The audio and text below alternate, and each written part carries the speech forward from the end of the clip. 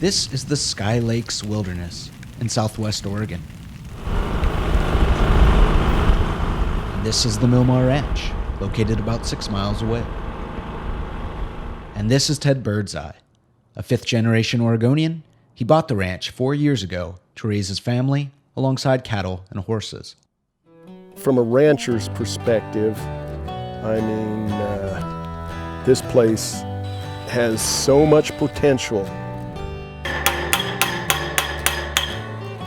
It's not that I want to go around saying, oh, look what I own. It's nothing like that. It's more of a, like, how did I end up here? It's like a dream that materialized. It's paradise except for, wolves and grasshoppers.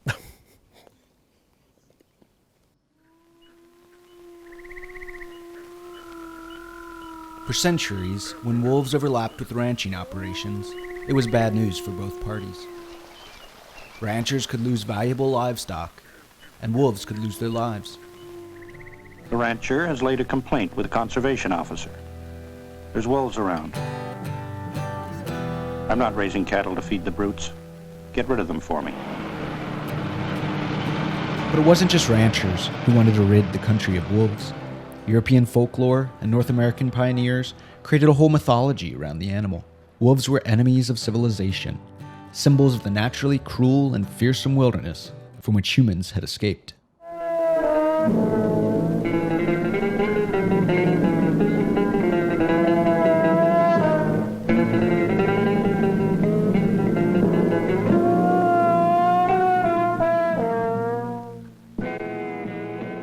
Ted was different. For much of his life, he was fascinated by wolves. When he was a young man, he raised one and kept it as a pet, a fact that still shocks and scares his son. Was she mean?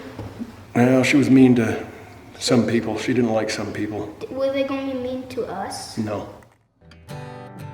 At one point, I felt kind of a kinship. I was kind of a, that cliche of a kind of a loner and, athletic and aggressive and all of that. Probably too much testosterone, I don't know. But anyway, at one point, I felt kind of that. My feeling is mostly one of curiosity and interest. There's been a rare sighting in California, something that hasn't been seen there in more than 80 years, and that's a wild gray wolf. Years earlier, biologists in Northeast Oregon had given this wolf a name, OR7. He was the 7th wolf collared in the state, and they outfitted him with a GPS tracking device. He was likely born in spring 2009 in the far northeast corner of Oregon, but soon after his GPS collar was attached, he left his home pack. He dispersed more than 1,000 miles. His trek took him across the scrublands of eastern Oregon, over interstate highways, through federal forests, and across state borders. Somehow, he found a mate, another disperser from northeast Oregon. The two settled down to raise a pack near the southern Oregon town of Prospect, which, coincidentally, is where Ted lives.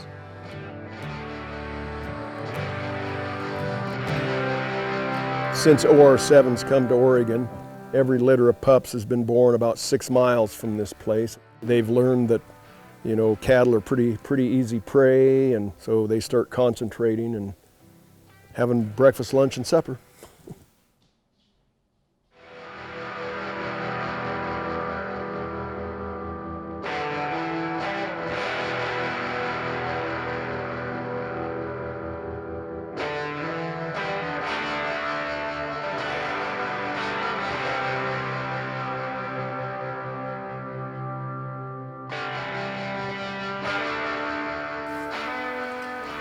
The next calf, it was still alive, but it couldn't get up. It was laying there, about, probably 10 or 12 foot of intestines hanging out of it, just in a big pile. At that point, I was just I probably would have shot one of those wolves if I would have seen it at that point. I shouldn't say that because that's a federal offense, but I was so frustrated and so mad. This is the man tasked with keeping Ted from acting on his frustrations. John has spent his adult life working to make wolf reintroduction a success. Particularly, I think they get it around here with OR7 because he's such a famous wolf. Everybody knows they don't want to shoot OR7. Bring fury upon them. But keeping wolves and cattle apart at the ranch has been difficult. Non-lethal methods like cloth fencing and flashing lights did not deter OR7 and his pack. Each failure required equipment teardown and brought Ted and OR7 closer to dangerous confrontation. Joseph Vail saw that confrontation brewing, so he decided to put his environmental organization to work to protect Western Oregon's wolves and Ted's cattle. We're lucky to have OR7 here in Southwest Oregon. We are. And I know that it's not easy for some people, and it's stuff that we're going to have to figure out as a community, but wolves belong here.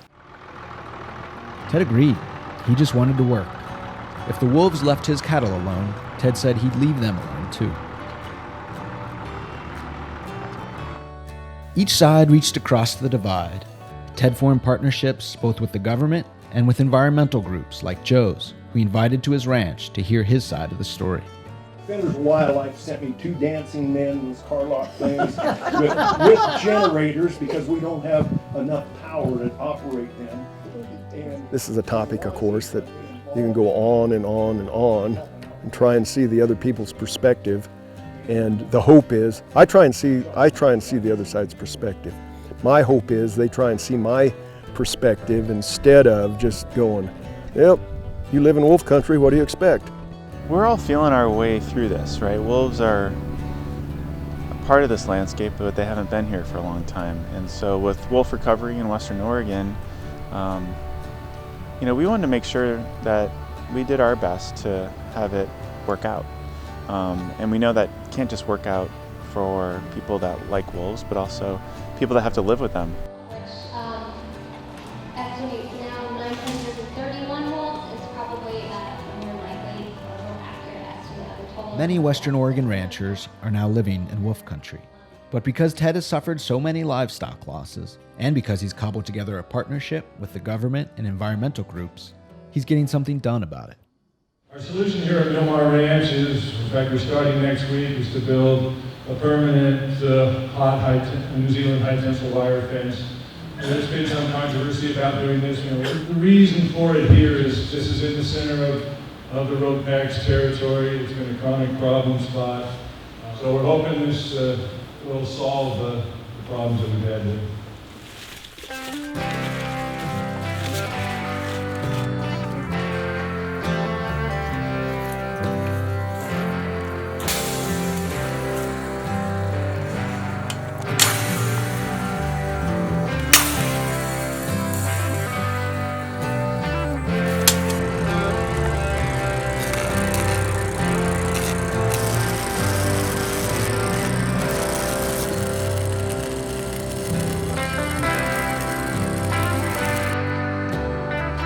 This is just kind of I don't know if it's a national experiment, it's a state experiment anyhow with this fence.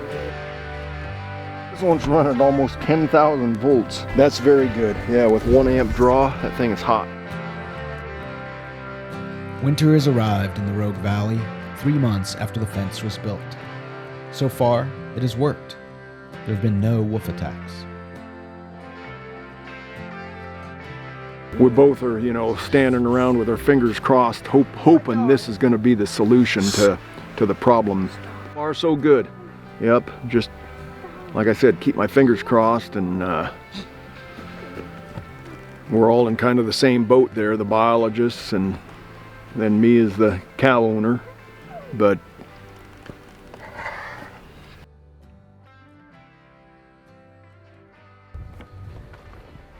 even if the fence continues to keep Ted's cattle safe, he and ranchers like him must adjust to sharing the country with wolves.